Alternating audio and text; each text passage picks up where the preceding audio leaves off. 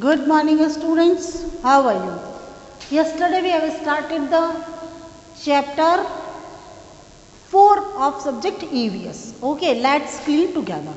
Part 1 we have completed and second part we will continue. Okay, come on, open your books, page number 30. This is the page number 30. Let us start sources of wastage. अच्छा, previous class we have completed that study that wastage. What are the wastage? तो कौन कौन से wastage हो गए आपके? Wastage are the material. Number 1 are no longer needed, जिनकी हमको कोई ज़रूरत नहीं है. दूसरों हैव बिकम यूजलेस, जो यूजलेस हो चुके हैं. And third are meant to be thrown away, और जिसे बाहर फेंक दिया जाना चाहिए. Sources of waste. We use new technologies to improve our standard of living, but they also result in the production of a large amount of wastage. देखिए, we use हम इस्तेमाल करते हैं न्यू टेक्नोलॉजी, नई टेक्नोलॉजी का हम इस्तेमाल करते हैं टू इम्प्रूव और स्टैंडर्ड ऑफ लिविंग. हम अपने लिविंग स्टैंडर्ड को सुधारने के लिए नई टेक्नोलॉजी का इस्तेमाल करते हैं, लेकिन but they also result in the production of a large amount of waste. लेकिन वो एक बड़ी मात्रा में वेस्ट का प्रोडक्शन भी करते हैं. एक स्टैंडर्ड इम्प्रूव लाइफ तो मिलती है, लेकिन साथ में हमको क्या मिलता है? बहुत बड़े अमाउंट में एक वेस्ट भी मिलता है. Waste is usually produced in our homes, offices, industries, farms and hospital. Generally जो वेस्ट होता है, जिसे हम वेस्ट कहते हैं, कहाँ प्रोड्यूस होता है? हमारे घर में होता है, हमारे स्कूल में होता है, हमारे ऑफिस में होता है, हम इंडस्ट्रीज़ में, यानी कि बड़ी बड़ी फैक्ट्रीज़ होती है, इंडस्ट्रीज़ वहाँ होती है, हमारे फार्म हाउसेज होते हैं वहाँ पे होते हैं, और हॉस्पिटल में होता है. Harmful effect of waste. We need to remove waste garbage regularly. हमको रेगुलर गार्बेज निकाल देना चाहिए, because it produces many harmful effect. बहुत सारे हार्मफुल इफेक्ट करता है. Some harmful effects of garbage are as follows. कुछ हार्मफुल इफेक्ट कौन से हैं वो हम पढ़ते हैं, लेकिन हमें रोज गार्बेज क्या करना है? निकाल देना चाहिए. देखिए, आपकी मम्मी क्या करती है? सुबह उठते ही सबसे पहले घर ही साफ करती है, ठीक है ना? तो क्या करती है? क्योंकि वो गार्बेज निकालती है, क्लीनिनेस चाहिए, है ना? Number 1, garbage is not removed regular. If not removed regularly, makes our surrounding dirty and ugly. अगर हमने रेगुलर अपने गार्बेज को, अपने कचरों को नहीं निकाला, तो वो हमारे सराउंडिंग को, हमारे आसपास के वातावरण को डर्टी और अगली बना देगा, बहुत गंदा और बदसूरत बना देगा. सपोज एक कल्पना करिए कि आप स्कूल आ रहे हैं, स्कूल से आप पढ़ के जाते हैं, और घर जाने के बाद में क्या होता है? आपको पूरा का पूरा घर फैला हुआ मिलता है. आपकी किताबें वहाँ पड़ी है, जो जनरली आप छोड़ते हैं, और मम्मी आपकी साफ़ करती है. पक्का? एम आई राइट?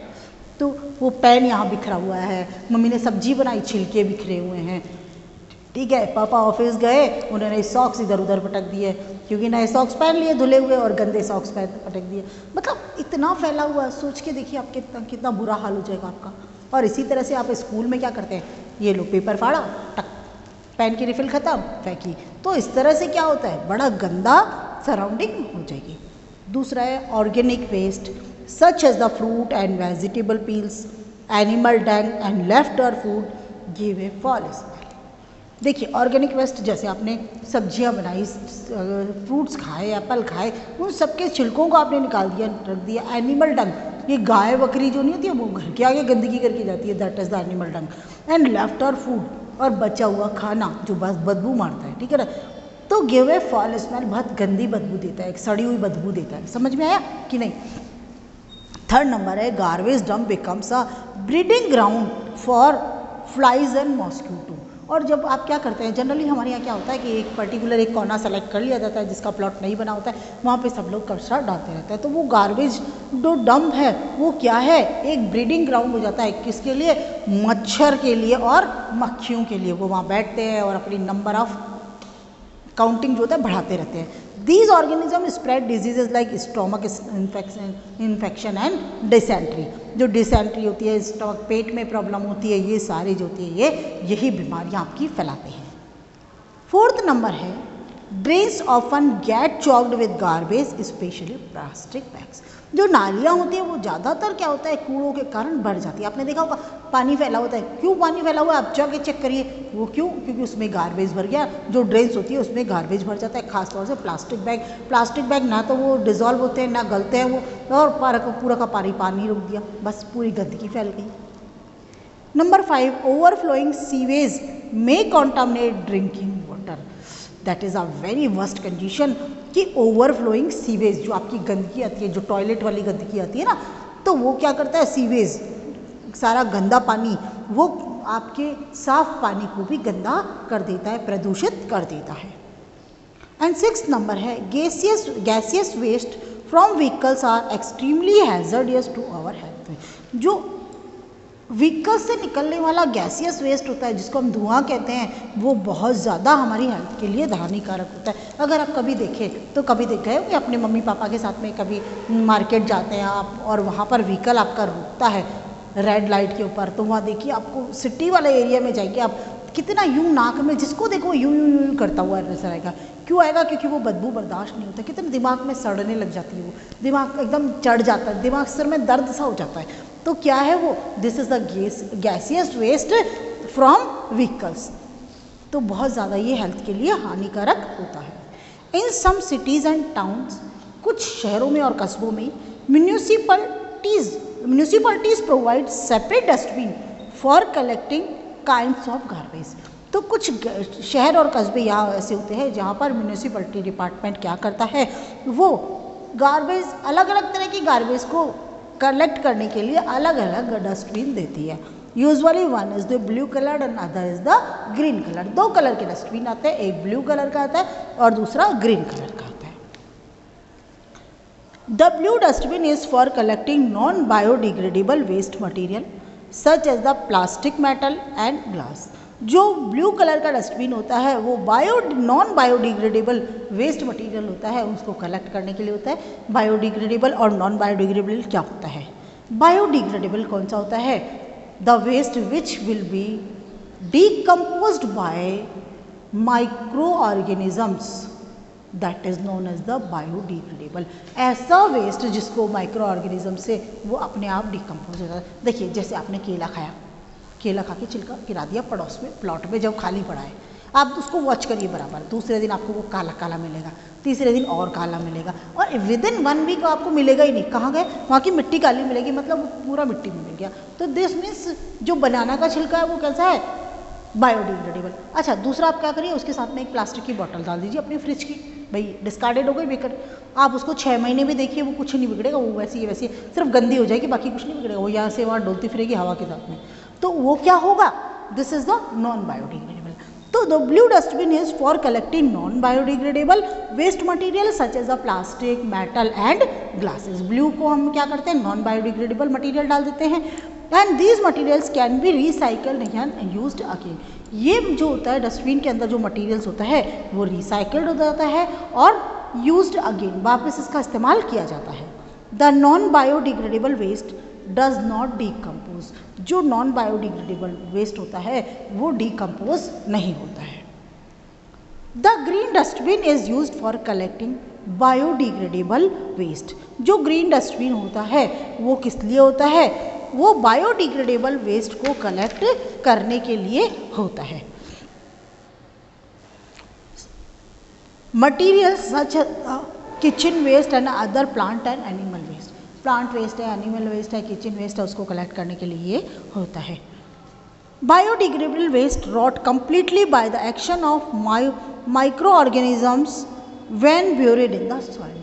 बायोडिग्रेडेबल वेस्ट वो होते हैं जब उन वेस्ट को हम मिट्टी में दबा देते हैं तो वो माइक्रो ऑर्गेनिजम्स के एक्शन के द्वारा कंप्लीट सड़ जाते हैं। So this waste can be converted into useful compost by the process of composting. और इसीलिए इस वेस्ट को हम कंपोस्टिंग की प्रोसेस के द्वारा किस में बदल देते हैं? यूजफुल कंपोस्ट, यानी कि जो खाद होती है खेतों में फसलों में डालते हैं उसमें कन्वर्ट कर देते हैं। आगे समझ में? Any doubt? उसके बाद में आता है how to reduce generation of waste. It is important us to reduce the generation of waste. हमारे लिए बहुत अच्छा होगा कि हम जो होते हैं वो वेस्ट को कम से कम निकालें। This can be achieved by practising the 3 R's reduce, reuse and recycle. 3 R's कौन कौन से हैं?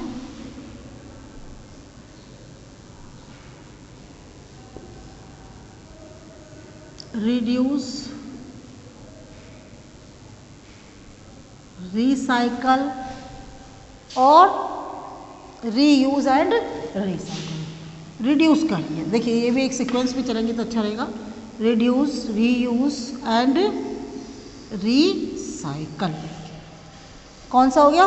रिड्यूस मतलब कम करिए, रीयूज वापस इस्तेमाल करिए, रिसाइकल मतलब उसकी रिसाइकलिंग कर लीजिए। ओके, तो अब फर्स्ट नंबर आता है आपका रिड्यूस। रिड्यूस